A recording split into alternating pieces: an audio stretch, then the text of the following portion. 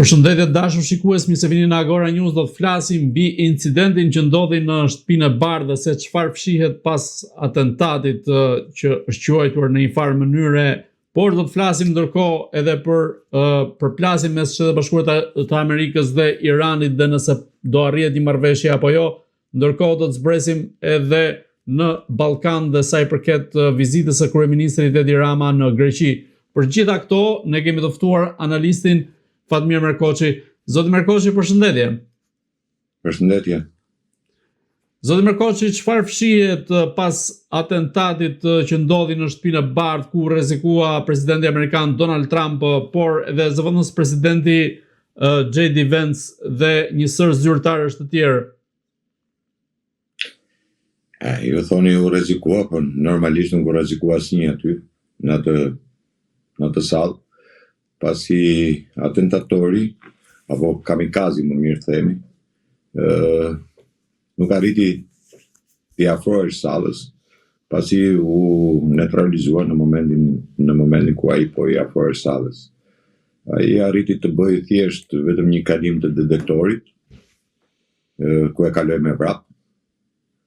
Dhe ky person është një person i cili sipas mediave, i cili është nga Kalifornia, kishte udhëtuar një 3 ditë me tren, derisa ka ardhur në hotel dhe ishte rezidenti i hotelit. Pra kishte zënë një ditë parë, kishte zënë një dhomë në hotel që i lejonte atij hyrjen apo daljen nga hoteli, edhe pse kishte një takim të presidentit Trump. Pasi në sallë ndodheshin personalitetet, gazetarë të ftuar dhe njerëz të kontrolluar të cilët ishin në atë sallë. Kështu që ajo nuk mund të quhet atentat, për sa kohë dhe vetë Shtetet e Bashkuara nuk e kanë quajtur një atentat, ka qenë president, ka quajtur incident që ka ndodhur jashtë sallë, në korridoret e hotelit, ku siguria ka funksionuar në mënyrë perfekte në atë moment. Ajo që bie në sy në atë moment ishte mosveprimi i trupërave të presidentit, apo siç mund ta kenë ata të gardës, sa nuk di. Dhe sepse i pari që u largua nga ajo sallë ishte J.D. Vance, ishte zëvendës presidentit dhe pastaj u mor presidenti. Në të njëjtën kohë që i pari duhet të ishte presidenti dhe futja në ato lloj mënyre e trupërave nga qendra, ishte defektoze, pasi ato duhet futeshin nga dy krahët që ishte skena, dhe të bënin evakuimin e presidentit për atë parë dhe pastaj të qofte edhe zëvendës presidentit. Pse u evakua më parë zëvendës presidenti dhe jo presidenti Donald Trump? Këtë mundohet të them që nuk ishte një atentat apo një ngjarje mirëfillt. Ngjarja kishte ndodhur diku larg, larg atij ambienti, një ambient i siguruar totalisht, dhe marrja e J.D. Vance ishte pikërisht ajo që thash që trupërët u fut në qendër. Pra nuk u fut nga anësorët e skenës dhe të bënte evakuimin e presidentit, u fut nga qendra, duke u fut nga qendra personi i parë që i dilte. Sepse po shohësh edhe pozicionin, personi i parë që dilte ishte J.D. Vance. Dhe me që ishte J.D. Vance personi i parë dhe duke qenë dhe zëvendës president, patjetër që ata e morën dhe e larguan dhe pastaj shkuan tek presidenti. Prandaj tash ishte një dështim, themi, i trupërave nga mënyra e organizimit. Por se nuk ishte atentat. Nuk ishte atentat sepse në video shfaqet fare qartë që të 3 krismat dëgjohen në sallë dhe presidenti Trump apo të gjithë pranishmit e tjerë nuk shqetësohen për krismat që dëgjohen jashtë sallës dhe vazhdonte bisedën me një person tjetër, aty vazhdonte bisedën dhe po themi që nuk u shqetësuan.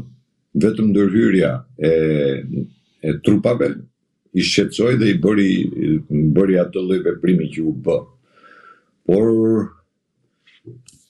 dukesh do të ishte më e udhës që ai takim vazhdonte pa shqetësim sepse e para herë që ky person ishte neutralizuar dhe e dyta nuk kishte asnjë lloj shqetësimi brenda atij ambienti.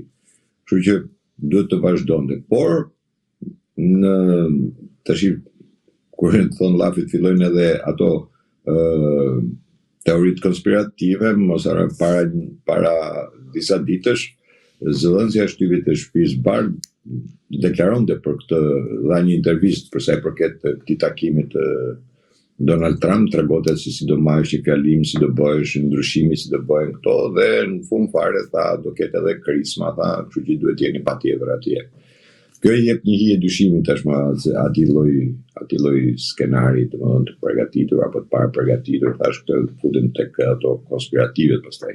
Se mund të ketë qenë edhe një rastësi apo një thënë me sarkazëm, duke pas parasysh që presidentit të Trump i kishin ndodhur dhe ka ndër incidente të tjera para këtij incidenti. Por duke qenë se edhe vetë Shtetet e Bashkuara nuk kanë arritur në një konkluzion deri në këto momente që flasim, nuk kanë një deklaratë për të thënë dhe për të deklaruar që ishte një atentat kundër presidentit. Nuk na lejon as ne ta deklarojmë një gjë të tillë. Megjithëse në atë godinë ishte presidenti. Gjithmonë janë munduar ta justifikojnë apo ta lidhin atë atentatin që u bë Reaganit po në të njëjtin hotel, por Reaganit u bë atentati në 81 ka ndodhur me Reaganin, por Reaganit u bë atentatin tek shkallët e hotelit tek zbriste dhe hypte në makinë, nuk ishte se ishte në sallë apo në një ambient tjetër. Kështu që Donald Trump do ta tregonte atë që tregoi në atentatin e parë kur u bë që ngriti dorën lart e nuk pranoi, domethënë vazhdoi atë pjesën e tij të fjalimit, dhe këtu do të ishte shumë e udhës për të treguar edhe forcën edhe vendosmërinë e vetë Amerikës apo të presidentit për të treguar sigurinë maksimale që ndodh, dhe duhet vazhdonte darka, kaq e thjeshtë. Në këtë rast, a mendoni se ka një motiv të theksuar kundrejt presidentit amerikan Donald Trump, duke pasur parasysh faktin që ndaj tij ka pasur edhe 2 atentate të tjera më parë? Janë 4 atentate që po problemi është se kush është atentate, kush është një tentativë, domethënë. Dhe po të shohim edhe ky person, i cili ishte një person që kishte mbaruar shkëlqyshëm inxhinieri mekanike, ishte njëri që kishte mbaruar për informatik, për programime, kishte marrë para një viti a 2 vjet, kishte marrë çmimin si mësuesi më i mirë, pra ishte një 31 vjeçar i cili nuk jepte si gjëshme, e vetmja gjë që të bën përshtypje në personalitetin e tij ishte një shenjë e bërë, një tatuazh i bërë që ishte e Izraelit, gjëja e parë, që të lete shumë për dëshiruar. Gjëja e dytë ishte testamenti që kishte lënë, një farë testamenti që kishte lënë, ku i kërkonte falje prindve, thoshte nuk do marr armë të kalibrit të rënd, por mos me të dëmtuar të tjerët. Dhe në fillim ju thash që për mua është një kamikaz, sepse ky nuk e ka menduar që do jetonte, ky ka menduar që do bënte këtë lloj veprimi që bëri deri aty ku bëri, dhe do të vritesh nga truporet. Po truporet nuk e vran, e ndaluan, e bën me ato mjetet e tyre, dhe fatmirësisht është i gjallë, i cili duhet tregoj tashmë rrethanat. Po këta janë ato, nëse do e marrim nga pikpamja tjetër, përse do të shohim që është ai depresioni që kalojnë amerikanët dhe shumë vende të tjera të botës. Kemi parë atentate të shumta.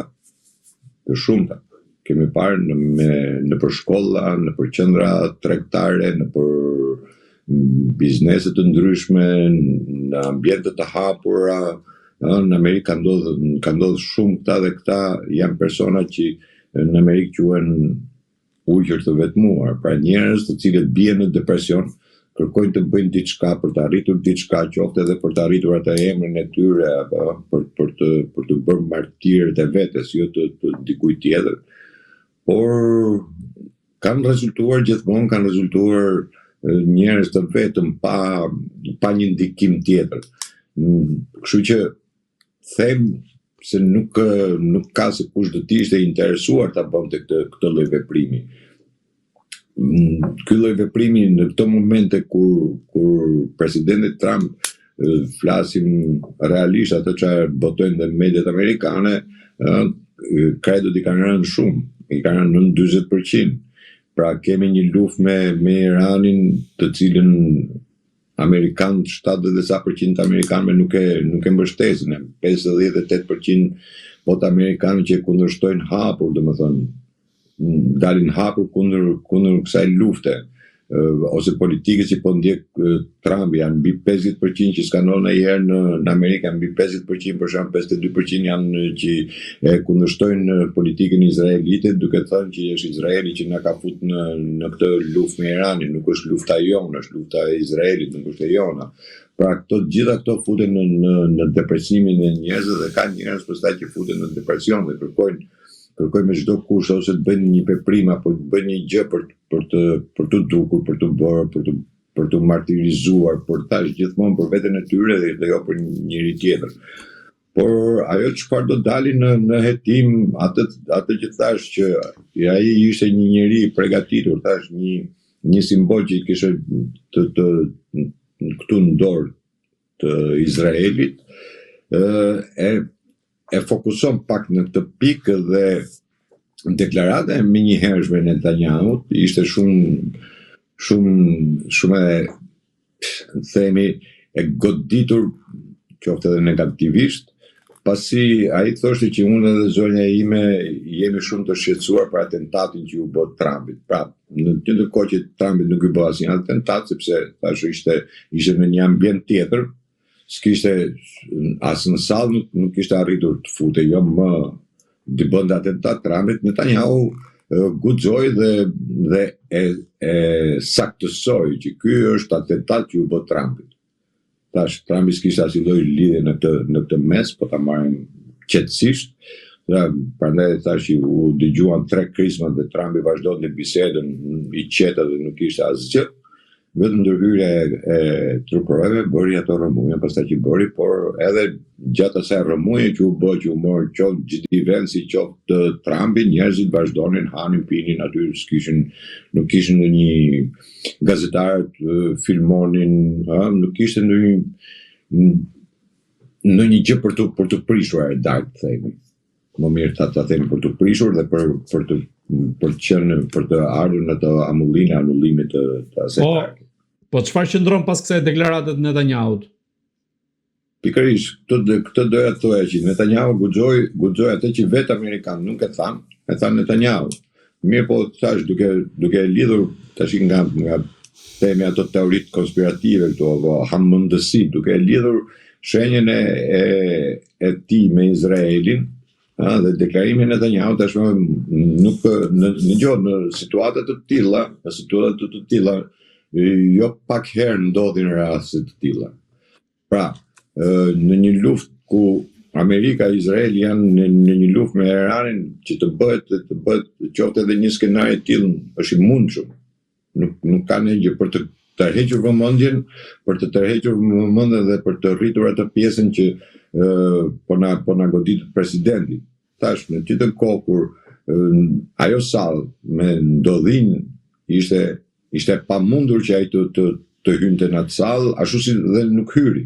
Megjithëse ishte me pistolet në dorë, kishte gjitha mundësitë dhe patjetër Izraeli ka një interes të veçantë për sa i përket qoftë edhe këtij incidenti, për të vetëm arsye sepse është Izraeli ai që e ka futur Amerikën në luftë kundër Iranit. Kështu që kjo lloj deklarate tregon që Izraeli mundohet ta paraqesë një rrezikshmëri shumë të madhe të presidentit, pikërisht pse është bërë lufta apo ky konflikt se vazhdon ky konflikt, që ky konflikt pra duhet vazhdojë, ndoshta kërkonin t'ja ngjisnin themi edhe vendeve të tjera, qoftë Kinës, qoftë Rusisë, qoftë vetë Iranit.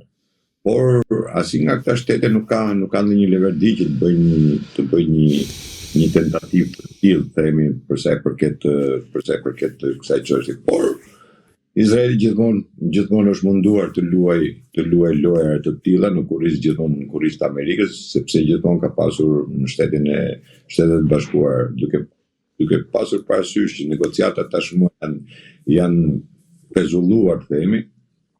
Atëherë Izraeli nuk i leverdis kjo, pasi Izraeli vazhdon akoma luftën me Hezbollah, vazhdojnë betejat atje pavarësisht se u quajtur i ashtu quajtur armë pushim, por në asnjë moment nuk kanë ndërprerë luftimet nëpërmjet Hezbollah dhe Izraeli kërkon me çdo kusht të vazhdojë luftën me Iranin, deklaratat të cilat ata i kanë bërë që ne duhet të vazhdojmë luftën me Iranin deri në shkatrimin e Iranit, deri në ato pikat e tyre të famshme që ka vetë Netanyahu, jo populli izraelit, por i ka Netanyahu, pasi dihet mjaft mirë që mbarimi i këtij konflikti apo i kësaj lufte, Netanyahu duhet të dorëzohet në gjykatë Hagës. Zoti Merkoçi, do të kalojmë edhe pjesa e luftës me Iranin, pra ku nga një anë ka përpjekje për negociata dhe nga ana tjetër është ajo përplasja deri diku në terren sa i përket ngushticës së Hormuzit. Por të mbetemi sërish te Donald Trump, ku Shtëpia e Bardhë ka bërë të ditur se vlerësohet fakti që Donald Trump mund të mbajtë veshur jelek antiplumb përgjatë daljeve të tij publike apo edhe në raste të tilla siç ishte eventi i fundit. Në këtë rast ju si e shikoni, ka një rrezik potencial kundrejt presidentit amerikan Donald Trump, duke pasur parasysh edhe historikun e atentateve ndaj tij? Historiku i presidentëve të Amerikës është 4 atentate me pasojë vdekje dhe 10 atentate të dështuar në gjithë historikun e Amerikës. Kështu që në çdo moment presidenti i Amerikës është në këtë lloj themi pasigurie. Pasigurie ka shi një atentati të mundshëm. Kështu që nuk është ndonjë gjë. Donald Trump gjithmonë ka qenë me antiplum, se nuk del ndonjëherë presidenti pa antiplum. Po këto janë llafe pazarit. Po nuk mund dali presidenti i botës, dali i pambrojtur në kaq i lirshëm, mos të ketë veshur një antiplum. Po veshin antiplum këta ram, ajo mo presidenti i Amerikës. Kjo është pak paradoksale të themi. Nuk di domethënë se si mund të thuash që a është në rrezik, patjetër që është në rrezik. Në çdo moment presidenti i Amerikës është në rrezik. Se tash ka persona të tillë, qofshin edhe të vetmuar, qofshin edhe grupe organizatash të cilat kërkojnë vrasjen e presidentit, por qoftë brenda, qoftë edhe jashtë Amerikës. Mos harrojmë se ka më tepër ka brenda Amerikës se sa jashtë Amerikës.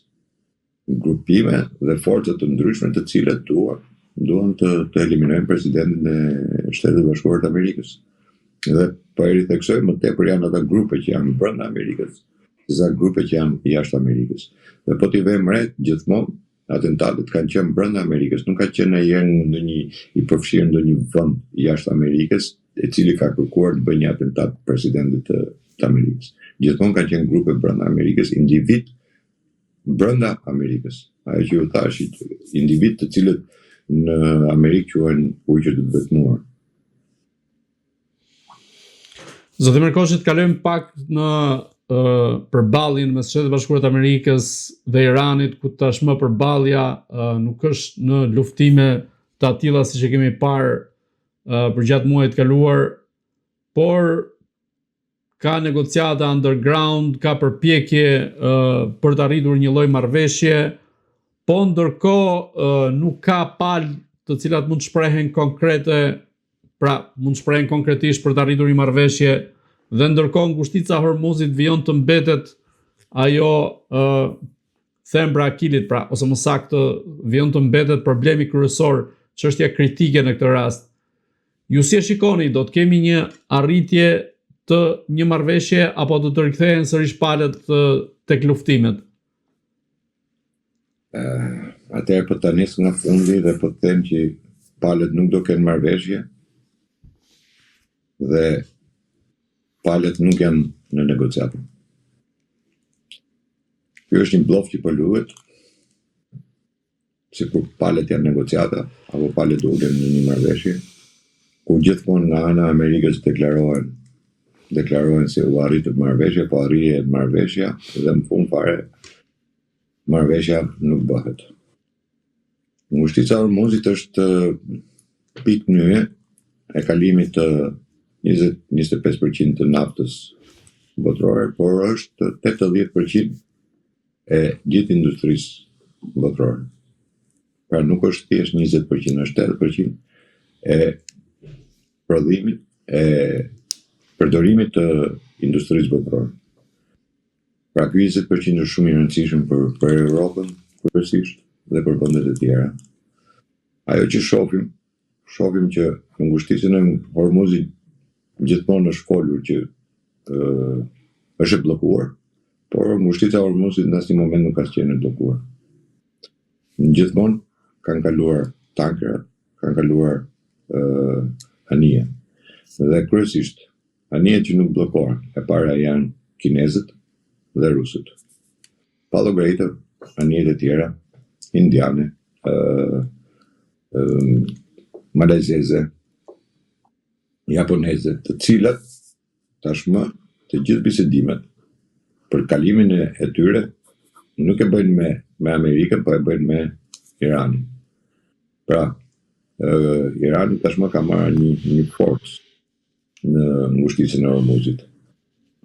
Por nga ana tjetër kemi edhe tubin që kalon nga Arabia Saudite në detin e Kuq, ku dhe aty vazhdon dhe transporton. Tashmë dalim tek pika tjetër.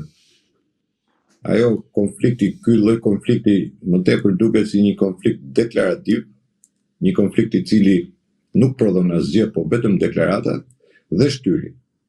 Problemi është pse po shtyhet ky lloj konflikti dhe pse Shtetet e Bashkuara, të cilat deklaruan që do ta sulmojnë Iranin dhe nuk po e sulmojnë Iranin, se kanë të gjithë kapacitetet, se ka sjell avion, 8-9 ndece, 4 luftanije, avion të shumë, nuk di se sa avion janë.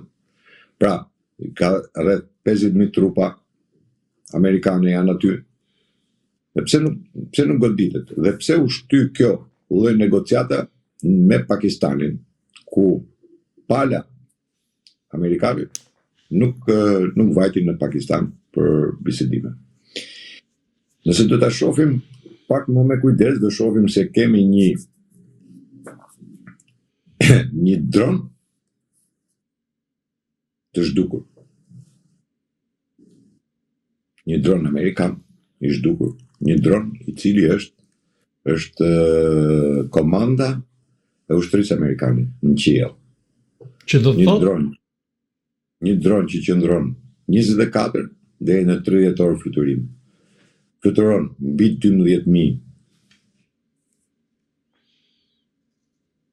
12.000 e ka lartësi, është dron stil gjeneratës fundit. Dhe në këtë dron është e gjithë aparatura ku kontrollohet e gjithë lindja mesme. Ky themi që është një karrike në tavolinë të shtabit përgjithshëm, po nëse do e quajmë shtab përgjithshëm të Amerikës. Pra çdo komandë dhe çdo veprim, çdo lëvizje e ushtrisë amerikane, çdo urdhër kalon nëpërmjet këtij droni dhe transmetohet. Ky bën edhe fotografimet, ndjer dhe sinjalet dhe kodet. Tashmë, ky dron ka një javë që është zhdukur. Shtetet e Bashkuara të Amerikës kanë deklaruar vetëm zhdukja e dronit MQ-4C Triton. Dhe nuk është bërë më asnjë lloj deklarate. Irani nuk ka deklaruar, siç ka deklaruar herën e parë, para disa vitesh kur i uli një dron të tillë dhe një dron të tillë e goditi, një tjetër më pas e goditi. Pra dy dronet e parë Irani ka deklaruar, qoftë për parën që e uli që për dytën që e goditi. Dhe i treti, nuk është deklaruar nga Irani, nuk kemi asnjë lloj deklarate. Tashmë duke mos pas asnjë lloj deklarate, nuk dihet se ky dron ku ndodhet, është ulur në Iran. Pra iranianët kanë arritur ta ulin, siç u bën me të parin. Mirë po mos harroni se ulja e këtij droni do të thotë se ti marrësh të gjithë kapacitetet logjistike të Shtetet Bashkuara të Amerikës. Të gjitha aparaturat janë aty. Është një dron që kushton mbi 60 milion dollar. Pra, ky nuk është dron i thjesht, nuk është dron gjujtës, nuk është dron bombardues, nuk është dron vetëm për të bërë ca fotografira, po ky është dron thash që është dron komande. Në këto kushte, në momentin që është duk droni, në atë moment kam filluar u bë ajo shtyrja e famshme e Trumpit, që e shtyu për 48 orë, atë 10 ditë që e shtyu pastaj për 48 orë dhe vazhdon akoma shtyrje. Për ne themi nuk kam bisedime. Për sa kohë Amerika nuk e ka saktësuar vendodhjen e këtij droni, dhe ju dëshironi nëse do ta saktësoj, në momentin që do ta saktësoj vendodhjen e këtij droni, Amerika do godasi atë zonë, do ta godasi në mënyrë të rrëfeshme dhe me rebesh, sepse me çdo kush kërkon që të zhduki të gjithë gjurmët e këtij droni. Sepse mos harroni, nëse ky dron është ulur, iranianët kanë arritur ta ulin, i gjithë ky informacion i ka vajt edhe Kinës, edhe Rusisë, edhe Koreas Veriut. Në këtë rast, të gjithë po mundohen ta justifikojnë unë kam pa gjithë analizat që kanë bërë, qoftë edhe këta njerëzit e Mossadit, qoftë edhe këta njerëzit që dje kanë qenë kundër Trumpit, sot hiqen si kur janë pro Trumpit apo pro Amerikës, ta bëjnë ato të bukrin, na bëjnë atë analistin e fort, këta që i din gjitha, kur s'din asgjë, dhe mundohet t'japin sinjale të cilat i çojnë në atë pikën që tashmë po toleron Amerika, nuk do që të bëj këtë dhe nuk do që të bëj atë, sepse në realiteti i sotshëm është, po e ritheksoj, është pikërisht humbja e këtij droni. Unë e kam theksuar dhe në një intervistë tjetër ku kam thënë që kjo është njësoj si kur tulesh shtabi i Amerikës tulet në tavolinë dhe të ketë një iranian, një karrige të takoj Iranit, pra të marrë vesh gjithë informacionin. Dhe t'jeni të bindur që çdo gjë varet pikërisht nga vendodhja e këtij droni.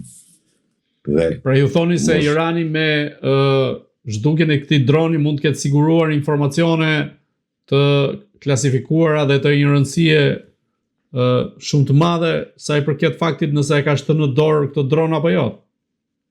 Nëse e kanë shënë në dorë, thash, merr të gjithë informacionin që japin komandat. Merr të gjithë filmimet, merr të gjithë fotografimet dhe pozicionet se ku janë. Se ky dron pikërisht për këtë punë është. Për këtë është ndërtuar ky dron. Dhe ky nuk është droni vetëm që është. Në glob, Amerika ka disa nga këta dronë, të cilët i kontrollojnë vende të ndryshme. Tash janë drona stiv, të pakapshëm, dhe fluturojnë në lartësi mbi 12.000 metra. Nuk janë që fluturojnë në lartësi të ulta dhe ti mund t'i shohësh. Përveç se janë stil, vetë, si dronë. Që nuk i kap radari, nuk i kap as ju, se fluturojnë aq lartë sa nuk i kap asgjë. Dhe çudia më e madhe kjo është, që si u zhduk ky dron.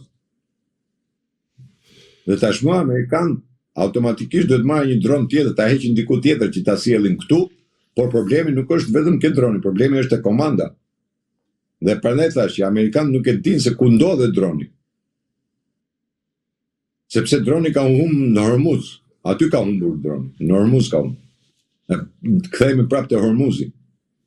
Të tre dronet po në Hormuz kanë humbur. Edhe i pari, para disa vitesh, edhe ky që u godit po në Hormuz u godit, edhe ky po në Hormuz është humbur. Dhe tashmë Prandaj ta thash, në momentin që gjehet vendodhja e këtij droni, ju do shihni një sulm të rrëfeshëm të Amerikës për çdo gjë.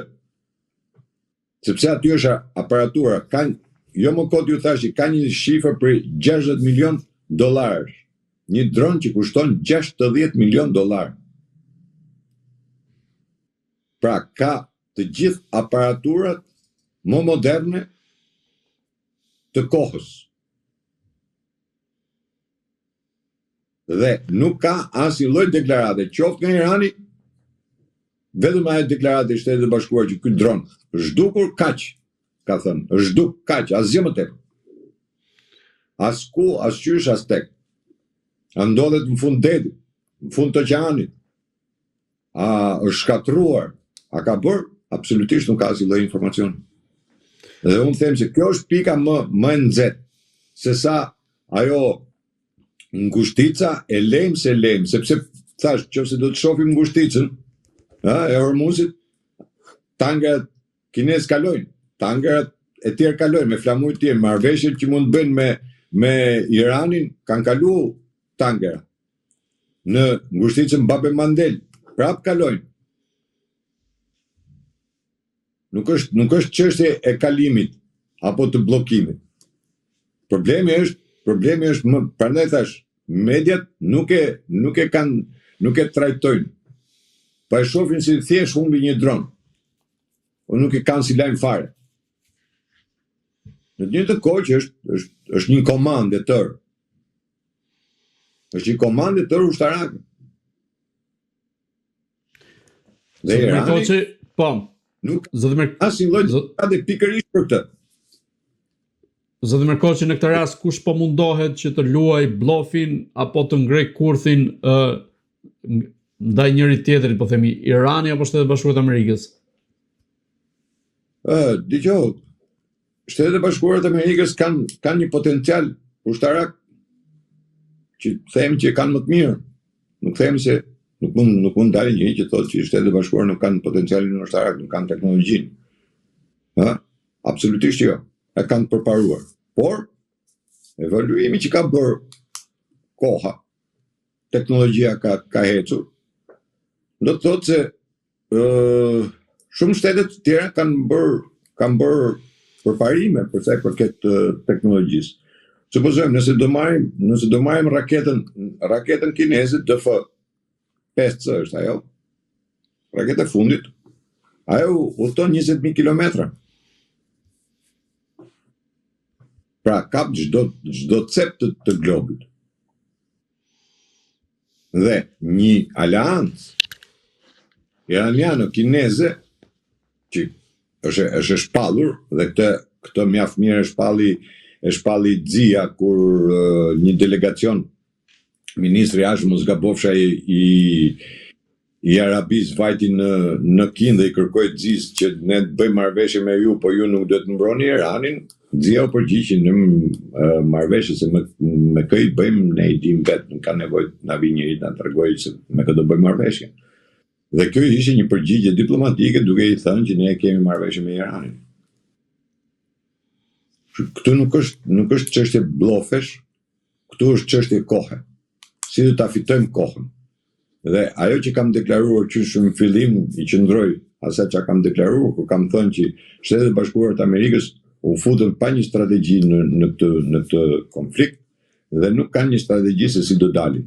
E vetmja strategji tashmë që i mbetet Amerikës është ta shtyjë me këtë lloj deklaratash, me cicmicet në Hormuz, s'kalon, e bllokun, se kanali i Hormuzit është i minuar në të njëjtën kohë, kur nuk kemi një tanker të vetëm, një anije të vetëm që të ketë hasur në mina, se ky kanal është i bllokuar, një tanker apo një anije do hasin në një minë, sepse kemi pas edhe lëvizjet pa kontrolluara, pra jo në atë rrugën që ka përcaktuar Irani, anijet të cilat para 3 ditësh i ndaloi Irani. Ato bën një lëvizje tjetër. Pra jo në atë itineraren që ka përcaktuar Irani, po bën një lëvizje tjetër. Nëse ta kishin bërë një lëvizje tjetër dhe kanali i Hormuzit ishte i minuar, atëherë do hasnin në mina. Çuditërisht nuk hasi asnjëra. Po nga ana tjetër, cila është arma sekrete e Iranit që po e luan qoftë si kartë në negociata, po ashtu edhe përgjatë luftimeve që pam përgjatë muajit të fundit, apo ndërkohë edhe tani në terren? Irani ka një kartë. Nuk mund të themi se ka kartë, çfarë kartë të rëndësishme se në luftë asnjëri si di se si janë kartat, por gjatë luftimeve 40 ditore që u bën, Irani në mes luftimeve deklaroi që ne kemi një armatim tjetër të pa nxjerrë akoma, dhe e nxori ajo që ishte raketa me fishek zjarr që lëshonte edhe bombat e tjera. Pra, e bëri këtë deklaratë dhe këtë deklaratë kur ai e bëri këtë deklaratë, ai e vërtetoi që e kishte. Pra nuk ishte bluff. Një deklaratë bluff. Dhe ky prodhim rakete ishte i vitit 2014. Sot jemi 2026. Nuk di se çfarë ka të bërë një deklaratë tjetër ku ka thënë që kemi një armë tjetër që nuk e kemi nxjerrë akoma. Dhe ndoshta thash mund të jetë edhe ky raketa kineze, mund t'ja ketë sjellë kinezi, se mos harrojmë se Irani komunikimin nuk e ka vetëm me kanalin e Hormuzit.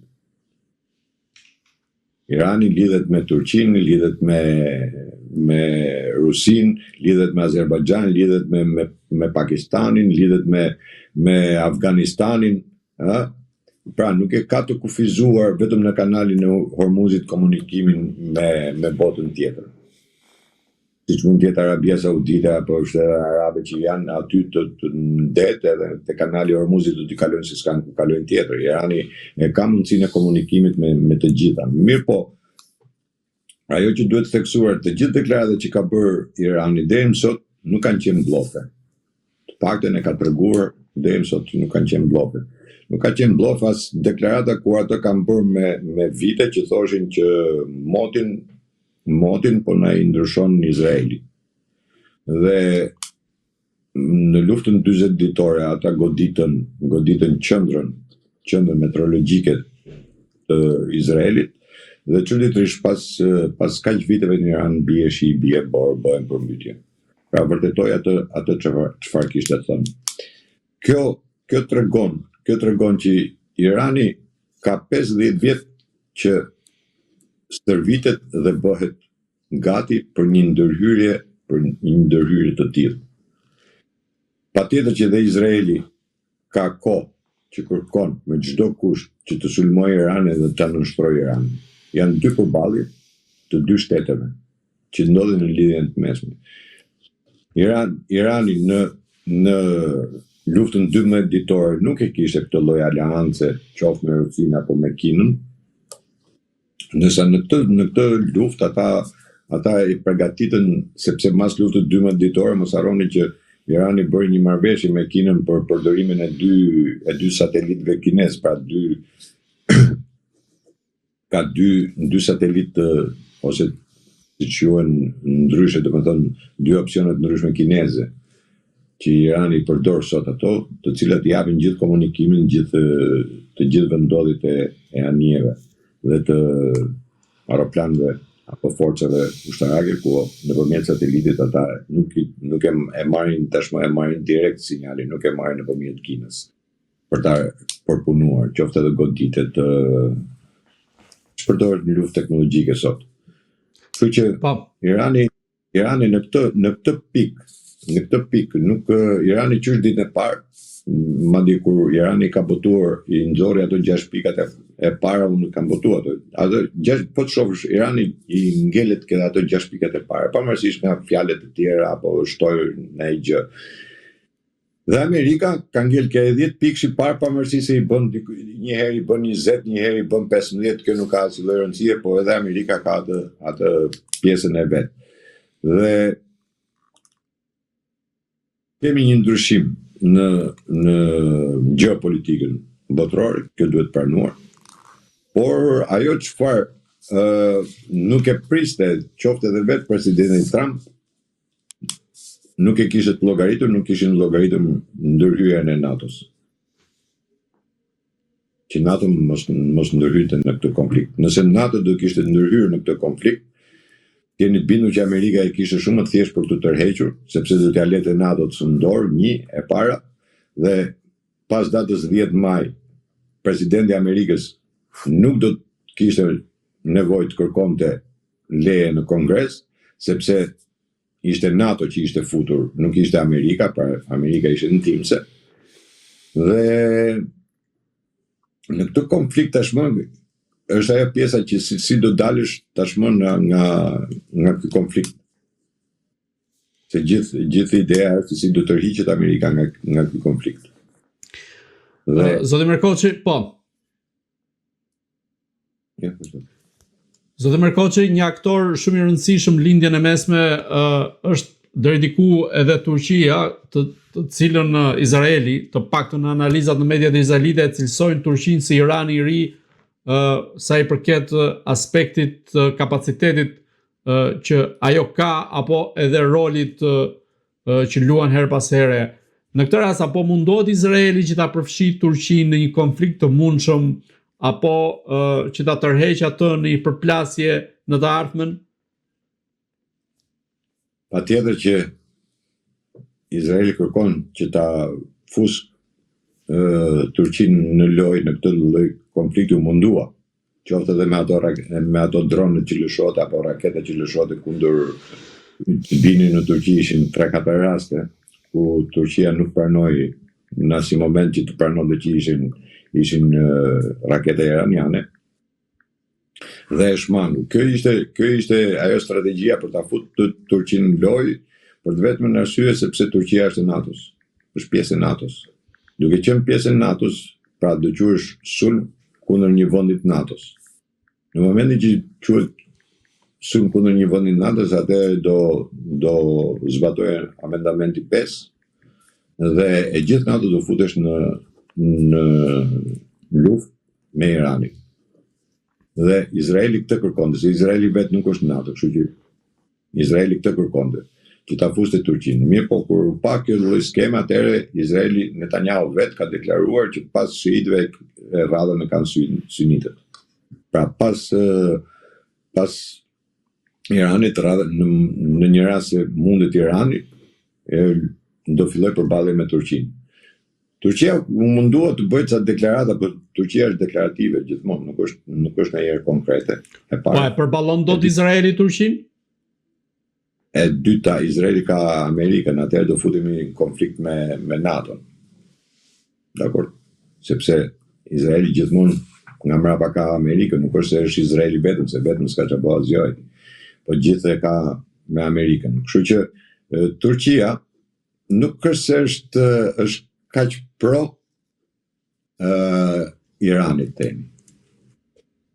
Turqia, Irani, jo pa qenë në thash, edhe kur u zgjodh Pakistani nuk u zgjodh Turqia, sepse Irani e di shumë mirë, nuk i ka shumë besë Turqisë. Turqia nuk ka luajtur ndonjëherë pro vendeve të lindjes. Sepse në luftën e Gazës Turqia nuk ka bërë asgjë. Në luftën me Iranin, nëse Turqia do të ishte pro Iranit, gjëja e parë që do bënte Turqia do mbyllte rubinetin e naftës që shkon në Izrael, që shkon nga Azerbajxhani shkon në Izrael. Turqia nuk e bëri një gjë të tillë. Përkundrazi, gjithë makineria e Izraelit furnizohet nga Turqia.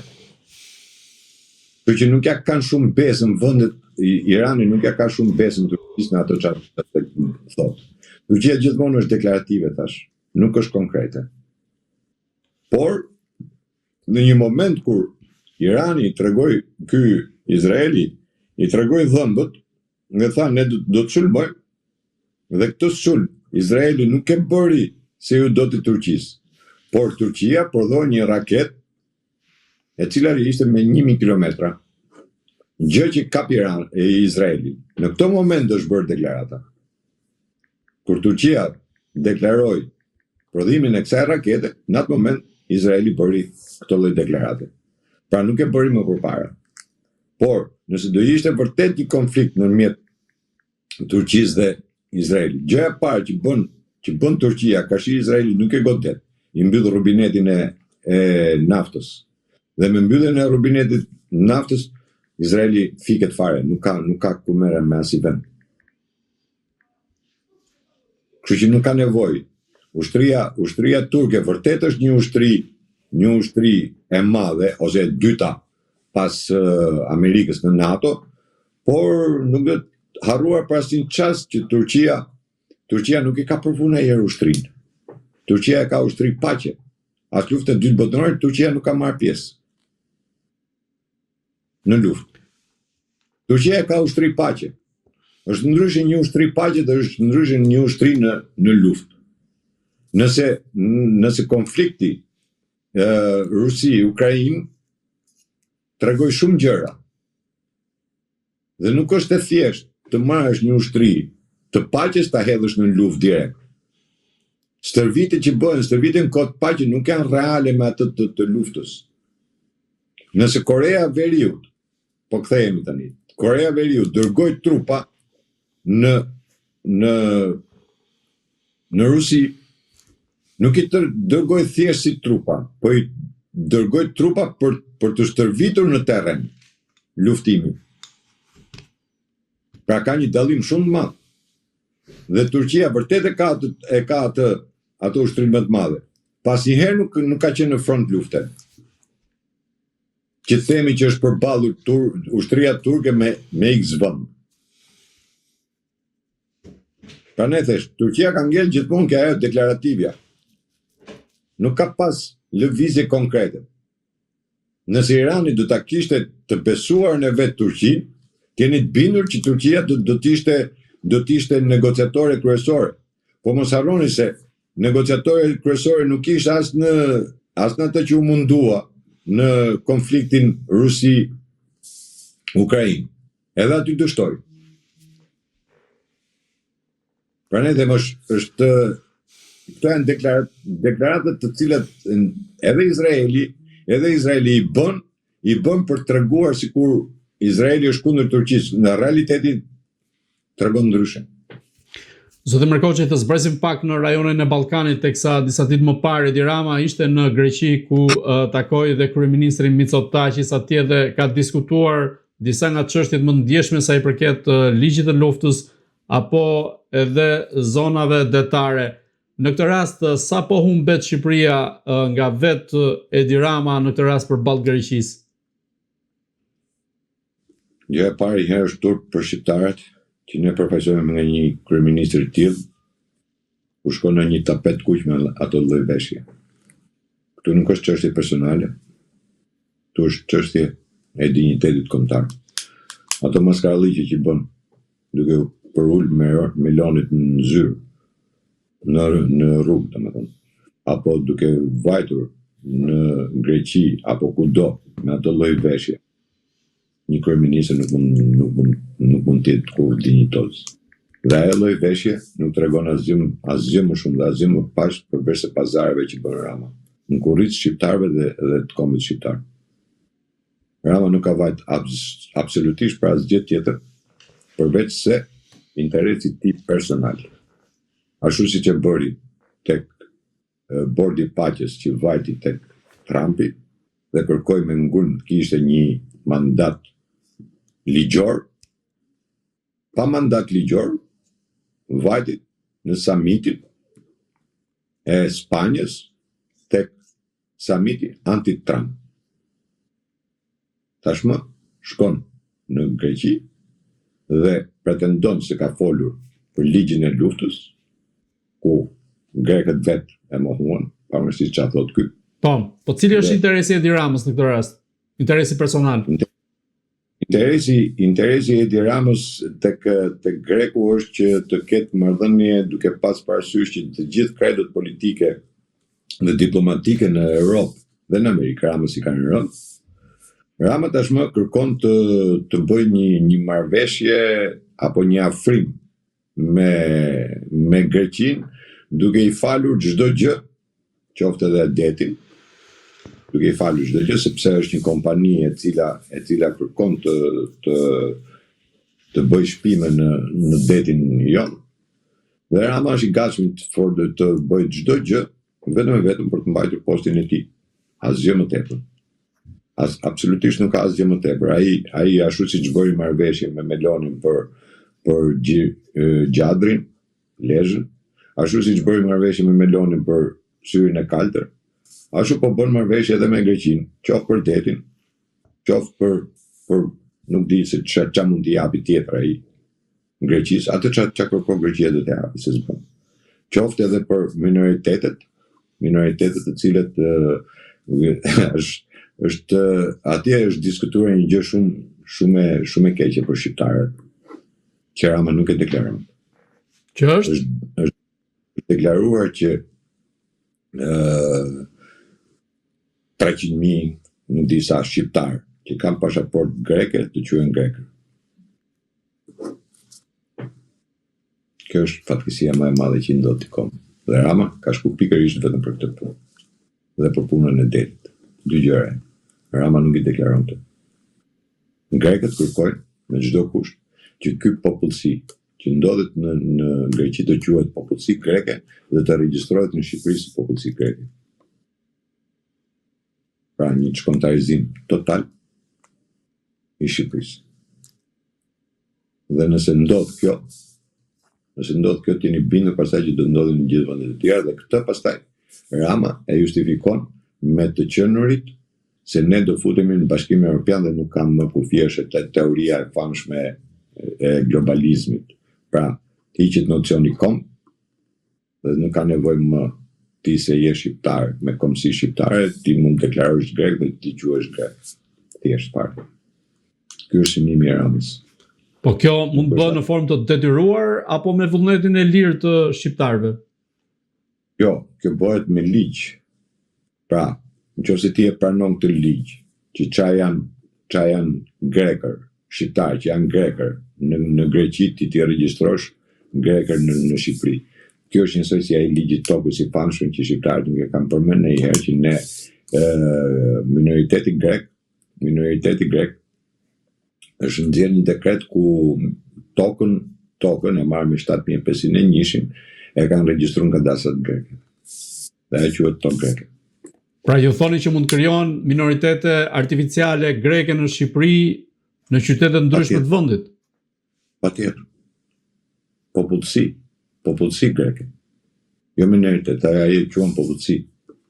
Dhe grekët e kanë një synim të tillë. Duke pas një synim të tillë, ata gjejnë edhe një palavos siç është ky kryeministri jon, që shkon edhe bën çdo lloj marrëveshje.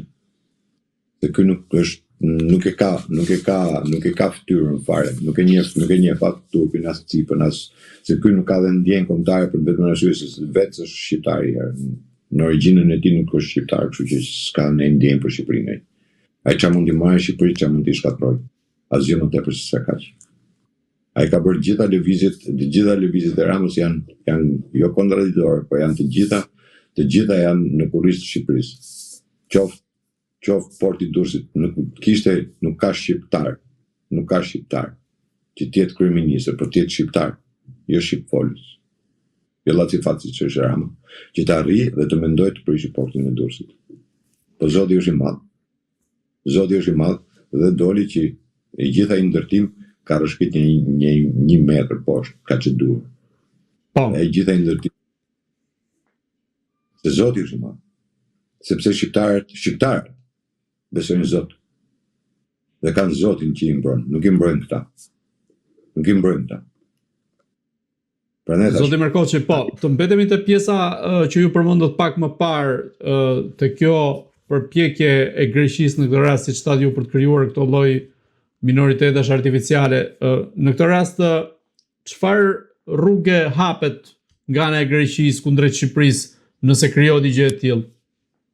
Po, rruga më e thjeshtë është çdo shqiptar ka një pronë. Ha? Dhe ajo pronë pastaj do quhet pronë greke. Asgjë më tepër. Nëse ti je grek dhe ke një pronë, ajo pronë quhet pronë greke. Pra, coptimi i Shqipërisë në një formë më moderne, themi, më të avancuar. Jo si çamëria e cila u përzum dhe u zu toka me dhun, atë tokë të cilën edhe sot e kësaj dite në grekërit nuk munden ta tjetërsojnë, se e kanë marrë në atë formë dhe nuk e tjetërsojnë dot, se s'ka gjykat në botë që ja jep grekëve. Ne në vend të luftojmë për këtë, ne luftojmë me pjesën që të njohim këto lloj minoritetesh, t'u japim me certifikat pronësie dhe këta pjesën e tokës ta regjistrojnë si tokë greke. Kaq. Duke si një skenar gati i pabesueshëm dhe tet i rrezikshëm. I pabesueshëm dukesh edhe nëse ne në 90-ën do deklaronin që 45 mbi 45% e popullsisë do largohet nga Shqipëria. Po ja që u realizuar. I pa imagjinueshëm ishte shkatërrimi i çdo gjëje në Shqipëri, ja që u realizuar. E pa imagjinueshme ishte në Shqipëri që ti një vend prodhues i naftës ti të varesh nga nafta greke. Ja që u realizuar. E pa imagjinueshme ishte që të prishesh porti i Durrësit, ja që u realizuar. E pa imagjinueshme ishte që ti të ndërtoje në Butrin hotele, ja që u realizuar. E pa imagjinueshme ishte që ti të ndërtoje mbi mozaik. Po Durrësi u realizua. Kush e imagjinon të do që do ndërtoje një velier, do hikte tora veneciane? Ja që u realizua. Me këtë lloj kryeministri, me këtë lloj politike, në Shqipëri janë realizuar gjitha. Qa kanë dash grekët, qa kanë dash serbët, qa kanë dash agjenturat e huaja këtu janë realizuar gjitha. Çfarë nuk është realizuar këtu në Shqipëri? Shpopullimi është realizuar? Është realizuar. Shkatërimi është realizuar? Është realizuar. Shkatrimi i tokës bujqësore është realizuar? Jemi i vetmi vend që tokën bujqësore e kthejmë në ndërtim. Dhe e realizuar. Sot s'kemi tokë bujqësore. Se e kemi në ndërtim, kemi shkatruar tokën. Që donja 50 vjetë të marrë i rikuperim. Çfarë nuk është realizuar këtu? Me këto lloj qeveri, me këto lloj politike, çfarë nuk është realizuar? Po sa i përket çështjes së detit, po. Të stimuloj shteti dhe të thotë ke 200.000, 20.000, 30.000, imi vene punë në Gjermani për doktora, infermiera, shkoni vraponi, dhe kjo nuk është realizim. Kjo lloj politike që është bërë për 35 vjetë rrjedh, anti-shqiptare, anti-kombëtare, ka realizuar çdo gjë. Një vend, thash, që prodhon naftë dhe varet nga nafta e grekut, a ishte ky kryeministri që doli që foli për shpiragun, e tha tash shqiptarët do flenë rahat. Dhe mas një periudhë shumë të shkurtër kohe, pa u mush viti tha, dështoj, tha s'kishte naftë. 10 vjetën u shfrytëzoi shpiragu. Kush e shfrytëzoi? Sa lek morën shqiptarët? Asnjë. Dhe ne sot naftën e kemi më të shtrenjtë në gjithë Europën. Çfarë nuk kanë realizuar ta? Nuk kanë realizuar korrupsionin. Nuk kanë realizuar pastrimin e paras. Nuk e kanë realizuar që e kthyn Shqipërinë në mafia shtet. Kë ka kthyer Shqipërinë në mafia shtet? Çfarë do të realizojmë më tepër? Çfarë do bëjmë më tepër? Që sot me ligjin e korporatave, të heq të drejtën e pronës ty se do e japi korporatës, ju mush menja korporatës që këtu do të ndërtoj një gjë, dhe tokën ta merr shteti dhe ja fal korporatës, pra tokën tënde ta merr shteti dhe ja fal korporatës, si nuk e ka realizu. Çfarë ka ngel tu pa realizu? Që ti bën një marrëveshje me një kompani izraelite kur NATO e ka nxjerrë non grata dhe ti s'pyet për asnjë. Kur nuk ke një diplomaci, nuk ke për 35 vjet nuk ke një krye diplomat, po i ke gjithë patronazhista e servila e antar partish, që mendojnë vetëm ç'a thot partia dhe jo ç'a thot kombi dhe ç'a duan shqiptarët, ku ti nuk ke një strategji diplomatike, Si? Kur ne jemi pa ushtri, pa bujqësi, pa industri, pa njerëz, si se kanë realizu këta? Ata kanë realizu në mënyrë perfekte. Në mënyrë perfekte e kanë realizu. Si nuk e pas kanë realizu këta? Kur një Fredi Beleri, i cili ka marrë pjesë masakrën e Peshkopis, e ve kandidat për kryetar bashkie dhe bën namin, si nuk e kanë realizu këta? Çdo gjë kanë realizu. Kur ti jep syrin e kaltër, po kontrat me Italinë për t'i dhënë syrin e kaltër, nuk pas kanë realizu. Kur ti ke në projekt që të gjithë banesat të vinë izraelitët e t'i marrin në Shqipëri, që fotin t'i marrin në Shqipëri, dhe të krijojnë lobin e tyre, apo qendrën e tyre, si nuk e ka realizu. Kur Sorosi është ullë këm kryqin në Shqipëri për 35 vjetë ka kap gjithë politikën shqiptare, nuk është realizu. Kur e gjithë media është në shërbim, edhe sot, është në shërbim të agjenturave tuaja, është në shërbim të Greku dhe të Serbit, si nuk pas kanë realizu këta? Kanë realizu çdo gjë që kanë dash. Dhe si ka pengu askush. Kanë varfëru një popull që arrin torbi më i madh dhe fatkeqësia më e madhe e një populli që thot isha mirë kur isha keq. Si nuk pas kanë realizu? Shkatron familje. Skemo familje. Ngelen LGBT në kup qiellit, i dhanë gjithë drejtat LGBT-s. Bën një kushtetut ku Sorosi është mrena në kushtetut, mbrohet me kushtetut. Si nuk pas kanë realizu këta? Ta kanë realizu çdo gjë. Në politik nuk ke dy persona ke në politik. Se këta thonë ta bëjmë parlamentin me 100 vetë, jo më jo, ta bëjmë me 2 vetë. 2 vetë, Berisha, Rama, kaq. S'ka nevojë për tjerë. Se kështu e sollën situatën ta në Shqipëri. Ky është realizimi që kanë bërë.